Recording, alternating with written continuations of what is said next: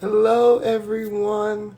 Come on in. It's so good to have all of you here. Come on in. It is 5:30 in the east and 2:30 in the west. Hello, everyone. I'm on room.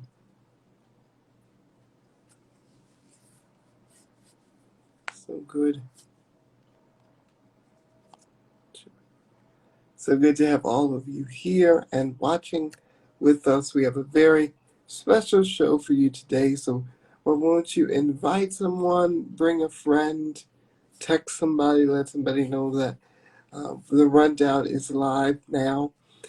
We're so excited. We're going to have some special guests on today.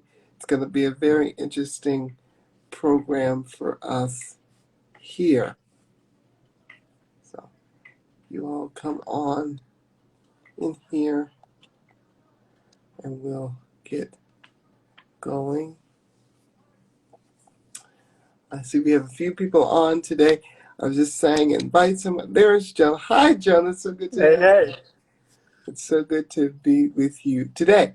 I'm saying invite someone, share it with somebody, give it to somebody, text somebody, let somebody know that we're here and we're ready to talk about the news of the day and some of the things that we've been seeing all throughout the week. So just come on and invite somebody, share it with someone, let somebody know that we're here. It's always good to have. I know we're getting Liam on, who's part of the Meidas University initiative. I know who will be joining on in a second. Hey, Jordy. What's going on, guys? Jordy, it's so good to see you. Fellas. It's so good to see you. Let's see. Yeah, it's here. I'll shoot Liam a text now. Yeah, I think I just sent him the thing. There we go. Hey, there everyone. we go. Hi, Super everyone. exciting. Wait, guys. First off, smoothest we've ever done this before, so A+ effort on that one. Way to go. So I think we're getting a bunch of folks jumping in. Just give it a quick sec. I'm gonna kick us off, and then we can dive right into it. All right? But how's everyone doing so far? Y'all doing good? Good. Yeah. I love it. We just saw college just finish all our finals, at least most of them have finished. So some have finished this week, some are finishing next week. So it's nice to have the semester over with. Nice. Congrats, man. Hey, how's my sound, by the way? Do I sound echoey? Do I sound okay? You're good. Very good. Oh, perfect. All right. Hey, why don't we kick this off, all right? Y'all ready? Yeah, all right. Let's do it. So, hey, for those watching right now, I'm Jordy from Meidas Touch. Thanks so much for joining. Now, as you know, we've launched 2 additional initiatives focused on getting the next generation of pro-democracy voices heard and amplified. So I'm thrilled to be here today with a rep from our Meidas University program, as well as reps from our Meidas Varsity Blue program. So let me just tell you the difference between the two, just in case you're not familiar with it just yet. So Meidas University is all about establishing Meidas U chapters across the nation. We're up to 22 chapters right now, which is super exciting. And, we're continuing to grow. It's all about, again, giving the mic to the next generation, giving them a platform that they ordinarily, might not have. Meidas Varsity Blue, similar, but focused on high school age students and getting them politically active in the political space, sort of as they turn of age to come and vote, just so they're already knowledgeable about the space and they can hit the ground running. Tonight, we're going to have a really great discussion with an organization called Student Prison Activism Coalition. The goal of their org is to spread awareness on prison reform and criminal justice. But before we get into that, I know I just did a lot of talking, some new faces that you might not be aware of. Why don't we kick it off with just some super brief introductions. Liam from Meidas University, why don't you tell us who you are and why you wanted to get involved? Thank you, Jordy. I wanted to get involved with Meidas University because I've always wanted to make sure that young students have a voice. And I used to be a part of both my local, statewide, and the National College Democrats of America. And I felt like there wasn't a real opportunity for students to really kind of express their views without kind of getting punished unnecessarily. So I was kind of, Jordy and I kind of talked because I originally did some fun stuff with Meidas Touch during the election. And we kind of, it was kind of a funny way that we kind of roundabout formed Meidas University. And we really wanted to make sure that young people had a voice. And I've had so much fun. And I want to thank Jordy for everything that he's helped us with. And I'm so glad that we were able to have Meidas Varsity Blue join us as well. Man, and I love everything that you do, and just keep it up. TJ, how about you, man? Why'd you want to get involved in Meidas Varsity Blue? Well, see, one of the reasons is because Jonah asked me, and I was like, okay, why not? I really wanted to be a part of something that you could spread your voice and that you could hear yourself. A lot of times when people talk about politics, they don't see themselves. And so for me, it was important for people to see themselves, whether we do a show like this or we do anything that we do. It's important that people have representation, and I felt like we did that well, and we continue to do it well. So that's my reason. I love it. And Jonah, why don't you finish us off here? Sure. For me personally, I mean, echoing what Liam and TJ said, I came on with the purpose of allowing high schoolers to share their voice. And I think there's this misconception that you can't make a difference if you can't vote, and that's simply not true. I'm not at voting age, but I was still able to rally a bunch of high schoolers that are determined to educate others like TJ, to share their voice and also to have an opportunity to allow other high schoolers to be engaged and to know the importance of that, like, all politics affects all of us, no matter if we're of voting age or not. And so I came on to Meidas Touch to be with an organization that gives me a platform to share my voice to push progressive politics. So, I love that. And seriously, TJ, Jonah, Liam, what you guys have done to help spearhead these initiatives, to help get all the other high schools involved that are now part of the program, to help grow the university program, Liam, I mean, it's truly special, and I'm just super appreciative. And not only that, it's just so freaking motivating to know that Gen Z is so politically active and wants to get involved about politics, something that ordinarily, might not be as sexy or cool, like wanting to, I guess, be in the political space. But as I got older, it became super important to me. So it's awesome that y'all understand that now from this young age and are hitting the ground running and just kicking ass with it. So hey, with that, I'm gonna bow out of the stream. I know you guys have a fantastic conversation that you're gonna conduct, and that's all about what this is. This is giving y'all the mic to have your voices amplified. So if you're in the stream right now, I ask you, hey, please stay in. Hear from the next generation of pro-democracy thought leaders. Hear what they have to say. It's going to be an incredible dialogue. So I'm out. I'll be in the chat, though, and it's going to be a lot of fun. So good luck, guys. It's going to be awesome.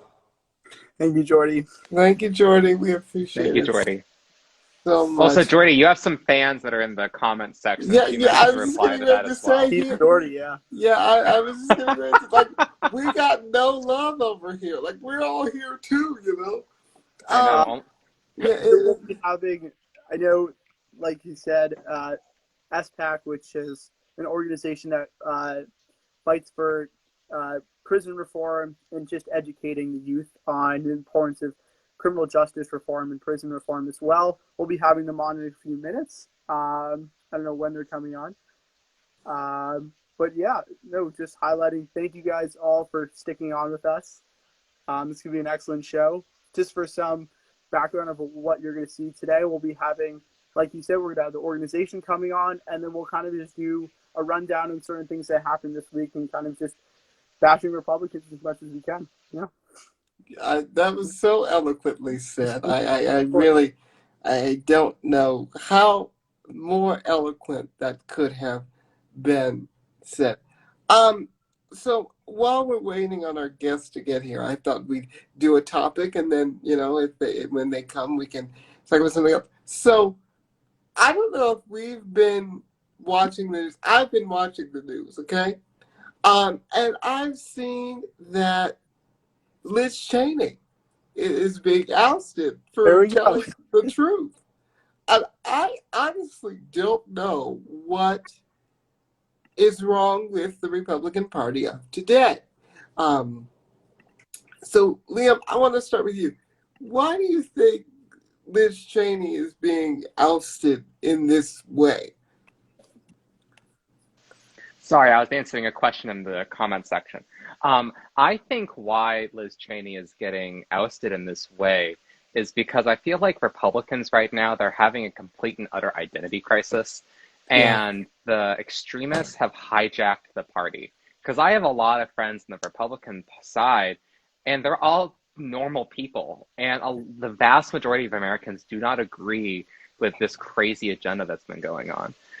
So and what's allowed to happen is just kind of over the past years, is that these extremists have slowly crept in and they have never been called out or held accountable for their actions. I think that's something that is seriously dangerous to our country, and that's what led to the insurrection. And I think it's an exact consequence of not having any morals in your platform and not having any morals, no news. They have an entirely dedicated news network of Fox News that just props them up and makes them feel better and never tells them, sorry, you're wrong here. And that's not, it's so sad to see that yes, Liz Cheney, she is, my God, not perfect. I mean, her dad literally shot someone. So, I mean, like, you can't, I understand where I feel for Liz Cheney in the fact that she's being ousted from power. And I just really do feel like, even though she is not entirely the best of people, the best is what we have right at the moment within the Republican Party. And anything we can do to save the Republican Party helps save our democracy. I support her principles, but obviously I don't support her political views, but I support her principles. And I think that's the best way to put it. Thank you.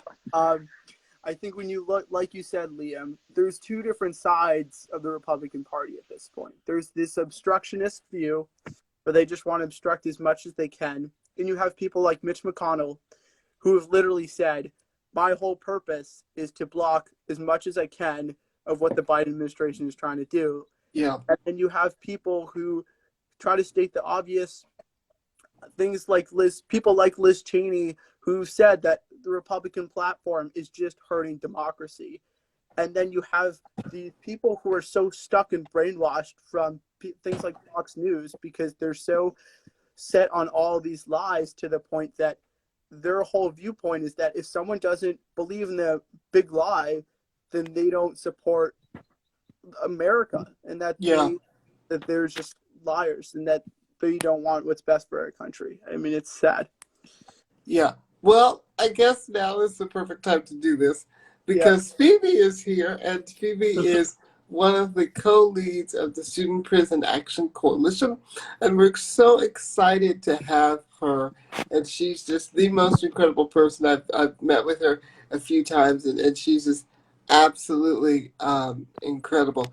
So I want to know, Phoebe, why is this important for you all to do in this particular time frame? Wow, okay, that's a great question. Also, hi everyone, nice to meet you. I'm Phoebe D'Amato, as you mentioned, she, her pronouns. Okay, so I think that SPAC is such an important organization because it's something that you don't really see a lot of the time. Like, as a kid growing up, there's not a lot of options or opportunities to sort of talk about the prison system. I think it's just something that a lot of us take for granted as this sort of known part of life. Like, even just in children's books and in movies, it's always there. You know, the bad guy goes to jail.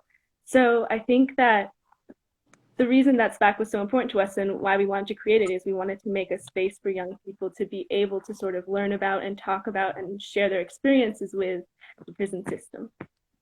Yeah, Jonah, you have the next question. Sure. Well, that was very well said. And I think like organizations like yours are super important to allow people to know what's going on, especially the youth. So my question for you is, do you believe that meaningful reform is possible in this current political climate? And if so, what can we do as high schoolers and college students as well? Okay, so this question is a little bit controversial among my group because some of us are sort of like firm abolitionists and then some of us believe in reform. I personally feel like a system that only really adds more trauma to the families of those incarcerated and the people incarcerated can never truly be redeemed or reformed. That's sort of where I stand on it, but I know that different people in my group have different feelings. I think as young people, the most important thing we can do is just sort of learn about it together, and when you can, make calls to your reps, to your legislators. And something that really has helped me, or I guess inspired me, is writing to people in prison. I know there's a lot of websites where you can find people to write to, and it just genuinely changes your perspective a lot if you don't already have like close family or friends who are incarcerated. So I think that just trying to learn about it, take a second to pause and think about it and talk with your friends and family about it is really such an important step. And it often gets treated as if it's like very minimal, but really it's super important and super helpful thing. So, yeah. Liam, did you have anything you wanted to ask our rep? Well, thank you so much for joining us. My question is, how would students and young people and everyone in general be able to help push prison reform? What is the best way that you've found that that we have one of the most effective tools to be able to make this happen? Okay, so I think that the fact that we are young people can be very sort of attention grabbing to the general public, so that when we like ask our legislators or when we ask our community members to like fight for a certain bill or something, they're more inspired to do so because it's like, oh, we're helping out the youth, supporting our children and stuff. So I think that having the youth perspective, like, don't take that for granted. Like, talking to people about initiatives that you support and just acts that you support and asking them to get behind it as a young person is super impactful. So I guess in our group, a lot of what we do is, well, we sometimes collaborate with other Boston orgs. We were working with this one called Families for Justice's Healing, which is all led by formerly incarcerated women, and its goal is to end the incarceration of women in prison. So I think just working with nearby groups and nearby people and initiatives to just add your voice to the movement is kind of one of the most important things you can do, because I guess, like I said, it's kind of hard as a young person to, like, you can't, it's harder to write a bill. Like, you can't, like, it's more difficult to sort of start a movement on your own, but just contributing to things that are already there is super helpful. Sorry, that was a really long answer, but No. I had one question for you. There are many African Americans and people of color just in general that are disproportionately affected by incarceration rates, as well as majority of them, like the Central Park Five, didn't actually commit the crime, and yet they served the time. What's your organization's stance on making sure that people of color are compensated in a way that is appropriate for the sentences that they served for practically doing nothing at all? So what's your stance on that? Well, when we talk about the prison system and prison abolition, so much of it is centered around the experiences of Black and Brown people, because they just make up so much of the population that is disproportionately arrested and placed into prison. So I guess, sorry, trying to gather all my thoughts here together. I think I'm so sorry. Could you please repeat the question? My thoughts just don't escape me. No, it's okay. So I was saying, Black and brown people and people of color are disproportionately affected by incarceration rates. My point is, some of those African Americans and others are put in prison without proper due process. Okay, they did not commit those crimes. So my question is, what's your stance on compensation for the time that they served? Oh, 100%. We're in support of compensation. I mean, when we talk about prison abolition, it's about like both tearing down the system, but then also building up the communities that have been hurt by it or impacted by it. So I guess that's a lot of what we focus on is, I guess, for individuals, we believe that compensation should be provided, but also just for communities as a whole, like resources and support that would make the situation preventable in the first place is super important and something that we talk about a lot. Absolutely. Well, thank you. Yeah, I have one more. That's okay. Yeah, go ahead. Yeah, we've got time. My last question is, according to a 2012 report by the California Department of Corrections and Rehabilitation, more than 65% of those released from California's prison system return within 3 years. And so my question for you is, what steps can we take to allow prisoners to have opportunities in society that will prevent them from returning to a life of crime? That's so crazy that you asked that, actually, because I was just reading a book about this. And education is actually one of the most important steps that we can take to prevent recidivism. So actually, hold on, I have it somewhere. Sorry. Voices from American Prisons by Kaya Stern, who actually came to speak to us last week. And she was talking in the book about how it actually saves taxpayer dollars to invest into education because it lowers the recidivism rate so much. So I think it's for every dollar we put into education, you get $2 back from the reduced cost of keeping people in prison. And hold on, it says that it lowers the recidivism rate by 29% just attending any type of school in prison. And then as you move up to like higher education, like, I don't know, associates, bachelorettes, masters, that number lowers even more. So honestly, education is just a super, super important tool to sort of help people find a sort of motivation and a support system when you're in this like terrible, horrible place that is a prison. Yeah. Well, we thank you. Liam, did you have anything else, or are you good? I'm all set. I just want to say thank you so much for joining us, and it's been an honor and privilege to be able to hear and be able to see how best we can help with this situation. Absolutely. And this, yeah. Sorry, Absolutely. there's a delay. Yeah, there's just a little tiny delay. I want to say thank you, Phoebe, for coming to work with us. I think that you have an amazing initiative, and I need as many people as possible to come and support their initiative and what they're doing. You can follow them. I think their Instagram is up there at the top. Let's just support each other in doing what young people love to do. So thank you, Phoebe, for coming on, and we hope to have you again sometime soon. Of course. Thank you guys so much. Love what you're doing. You are so welcome, and we appreciate it. Bye. So I think we lost Jonah. His internet connection, I think died. I think we lost Jonah, and that's unfortunate. It really is. Jordy, do you want to hop back on? I think Jordy, yeah. I think that'd be great. Because you help our viewership go up when you do that. I just sent you a request, Jordy, so you can come in. But so there was a question that came in. What's up? Hey, that was such an awesome conversation. I loved all of that. Thank you so much, Jordy. That was incredible. The cool thing about the dialogue too is like you could see, look, no one's pretending to be experts on the space, right? It's just a natural evolution of just an understanding. The questions that y'all asked were super sharp. Phoebe did such an awesome job answering them. She did. And it's just so cool to see like the involvement, how she was talking about how she writes the prisoners to understand sort of like that perspective. Like I couldn't even imagine putting myself in that place, and just to be willing to do that is so admirable.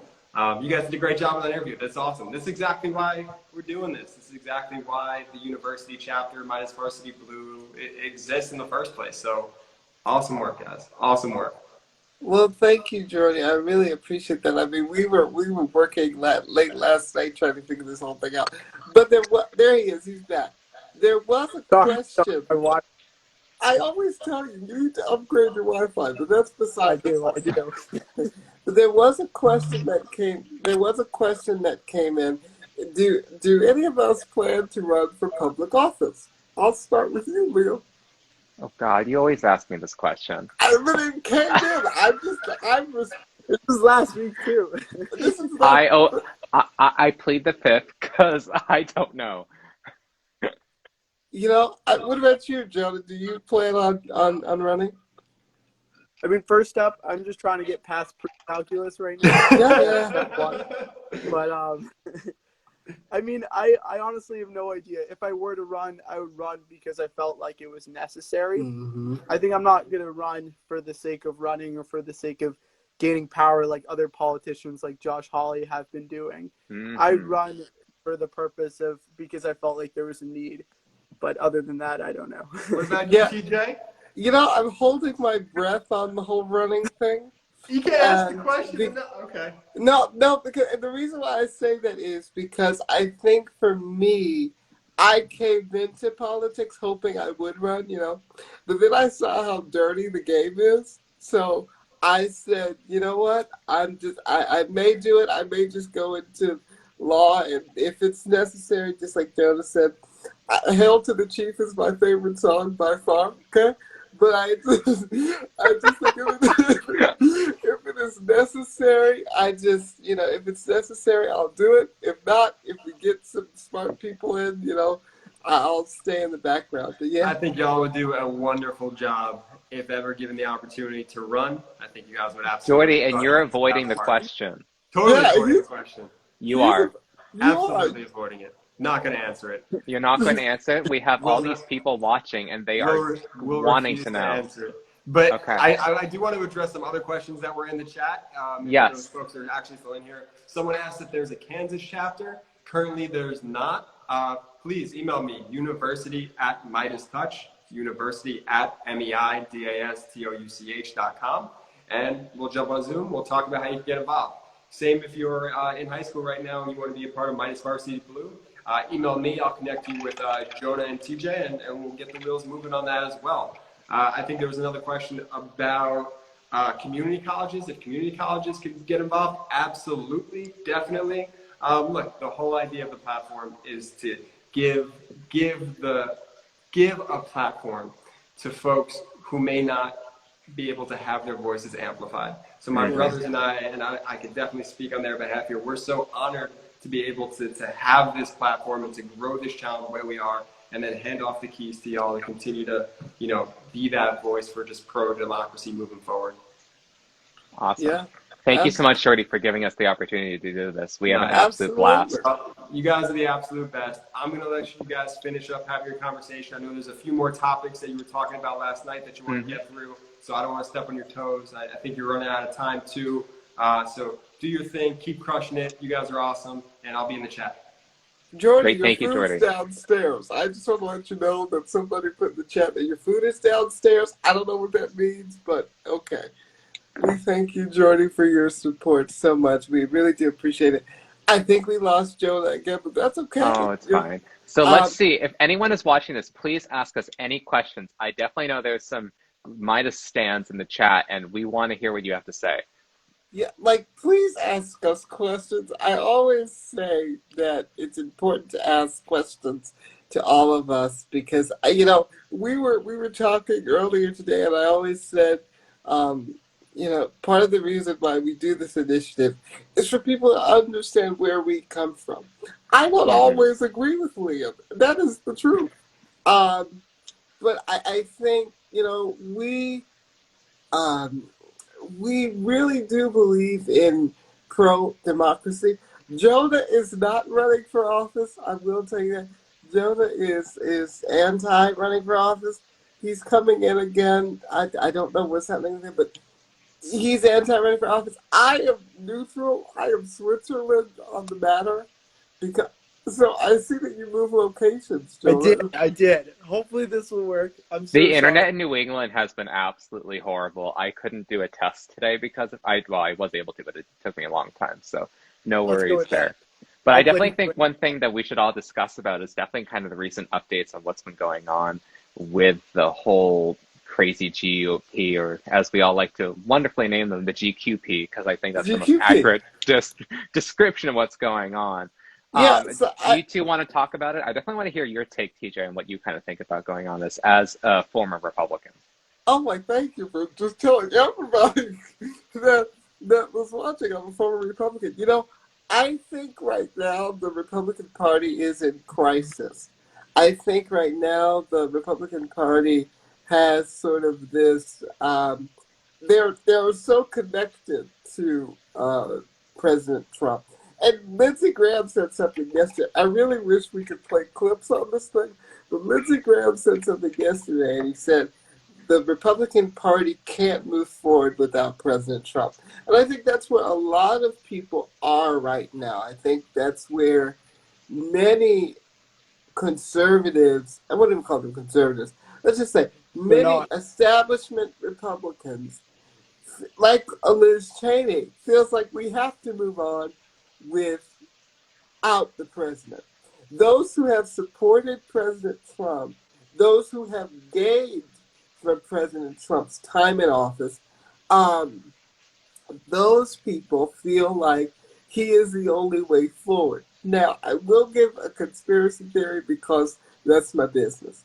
I believe that I believe that President Trump will not run again. I honestly believe that.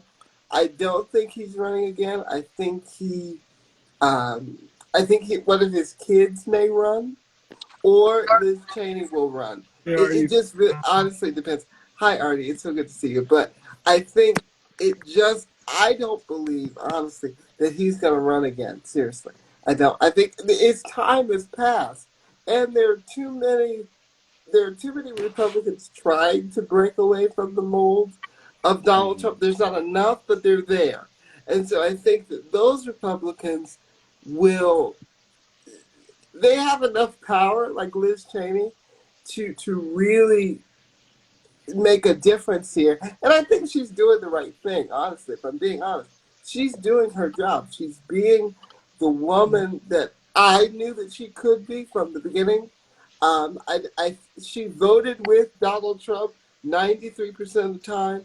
So I don't really know where uh, Kevin McCarthy gets off saying I don't trust her. Like that's just this. It's not. It's one of those things that, as a former Republican, I feel kind of icky about because it's like these people that you see are that you thought were doing the right thing for the country aren't. You know, they're really affecting policy in a way that isn't the best. But I can see where some middle of the road Americans understand. I want Yeah. to toss to Artie because she just came in. Artie, what do you think? We were just talking about the whole Liz Cheney thing. So your views, Or just Republican Party in general. or just Republican Party in general, Or just Republican Party in general. I would say that, like, you know, this has been building up for like such a long time. Granted, because of the way that we're consuming media, we get to see it more and more often. Not saying that it hasn't gotten worse, because it totally has, but the fact that the Republican Party has been doing this for literally decades, like I think you can even go back as far as like 1940, and like so like I'm not surprised per se, but I am really disappointed.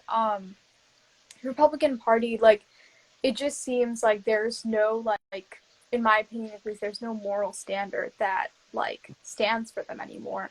You know, I don't quite have too much of a problem working with conservative people or working with other people. It's more so, I don't think Republican politicians even stand for the conservative values that they're preaching. I think they stand there to have that career as a politician and have that power. And because they don't have an agenda. Their agenda is whatever the Democrats are doing, we're going to say the opposite, and that's going to be our agenda. Yeah. Joe, I you think- were gonna say something. Yeah. Go ahead. Well, I was just going to add that I think that it's gotten to a point that the Republican Party is not really for democracy. If you look at, for example, earlier this week, I think it was last night, right, that the Texas GOP, the House, they passed another voter suppression bill, where the whole purpose of it, and part of the bill, there's some absurd things like videotaping people while they're voting and stuff. I think they call it like the poll watchers or whatever. And I think it's just scary that they're not supporting democracy. It's literally whatever their agenda is anti-democrat. Yeah. The Democrats support democracy, they're going to go against it. If the Democrats support things as simple as gun control, which should be a bipartisan issue, they're going to go against it. And they're going to create things like the NRA, which is just a criminal enterprise. And the whole purpose of it is just to allow more guns in the hands of people. And it's sad. it's Yeah. not really a political party at this point anymore. Yeah, there was a question that came in that I really think is an interesting one that I personally disagree with, but I'm going to read it anyway, and I'm going to ask all of you. Do you see a third party morphing from the discord in the GOP? I'll start with Arty on that one. Under this bipartisan system? No, No. okay, yeah. I mean, like, in the sense of, like, I feel like we've got, the only way I see, like, opportunity to have, like, a third party in any form is going to be if we, like, start putting in ranked choice voting, and even then I think it's going to start more so in the local level. I think there's definitely division and separation in the Republican Party, but from what we've seen, the Republican Party will tend to unite. I would say they do a better job of it than Democrats at times. So, yeah, I guess that's my answer. And to attune to what we were talking about earlier, I was just going to say this whole thing with the voting, like, it's just sad because they know that they can't win on, like, getting the most votes. And, like, for me, any party that doesn't win by getting the majority of the people's votes is going against the democratic system. So, yeah, I guess that's it on that. Joe, I'll ask you, do you think that they're morphing into a third party system there? So I think in a degree, I believe that, like, moderate Republicans are honestly just becoming extinct to the point because you see the Republican Party becoming so not conservative, but so right leaning, more and more right, to the point that you have these moderate Republicans that if they stand for something as simple as democracy, and if Liz Cheney, who spoke against the big lie, they're all going against her. But I do think that those moderate Democrats are kind of going to morph into the Democratic Party. In the part, is there the party of democracy at this point? Yeah. What about you, Liam? Do you think that this is the birthing of the Trumplican? I have a feeling it might be. I think there's always this shifting in how policy goes around, and policy and political parties in Americans' political system. I mean, it's amazing it's lasted this long as it is, because historically, if you look back, the parties shifted so drastically up until around the 1830s. They never stopped. And I find I wouldn't at all be surprised if it changes. I'm not sure how it's going to change. We'd have to be a lot of fundamental constitutional changes to have a third party function within the system that we have. Yeah. We would probably have to do some type of We'd probably have to do some type of French version of a parliament within our Congress, because our Congress, the way it's set up, there'd have to be some word changing and rules. But I wouldn't be surprised if it happens. I definitely think one thing that is a really big issue going on right now with the political parties is that both of them seem to, because it's almost kind of tribal warfare in the sense of how the discourse is right at the moment, that it seems to always end up being that it's like the Democrats always have to be on the offensive against insanity, which is basically the equivalent of what we can consider the GOP right now, because they're more or less a cult than anything else. They're not a party, they're a cult, because people like Marjorie Taylor Greene should not even have a chance of being in power. I mean, and people like Lauren Boebert, who literally we got convinced, we nicknamed her Rambo Barbie, the Meidas University and Meidas Varsity Blue, and she took it. She's so daft, is that she thought a joke, and it's just really, it's like, why do we have those people in politics? Why can't we have people who are smart? Because I feel like politics is supposed to be some people who have a genuine understanding of people and communication. And it's just things that make absolutely, exactly, Mo Brooks, like another one. It's just like, insurrection is not democratic. It's not. The only way that you can be pro-democracy is if you believe in the rule of law and you believe in the fact of changing the rule of law. If, like, how it's supposed to work is if you have an issue, you make a bill and people vote on it. That's I mean, how it works. I was just going to say, I mean, people keep talking and going back to the founders and founding of the country. The founders created a system to change laws in the future, to change, like, legislation. And we seem to always miss that when it's not politically convenient for the Republican Party. which is And which would that it makes sense because they never compromise on anything. I also think that the whole purpose of forming political parties and politics in general is that we all want to have one goal. And our overarching goal is how can we make America better? What can we do to improve America? And obviously there are different approaches to that, which is the purpose of parties. But it's gotten to a point of how can I get myself more power? That's what politicians are doing right now, and that's not what politics should be. Even in the Yeah, Democrats, we're the exact same way. We're not any yeah, immune to any of the criticisms that's going against the Republicans. I mean, look at us right now. We are barely hanging on by a thread in the Senate solely because, and we have people like Joe Manchin and those guys who think that's like, and don't even get me started on all the stuff he's involved in, but it's people that think that they have all the power in the world. 1, 2 senators or like 10 senators shouldn't determine how legislation is done in the United States of America. yeah. That's not how it should run. I mean, Susan Collins, who's my senator, shouldn't be considered the most bipartisan senator for the 8th year in a row when she does literally nothing and doesn't listen to her constituents at all.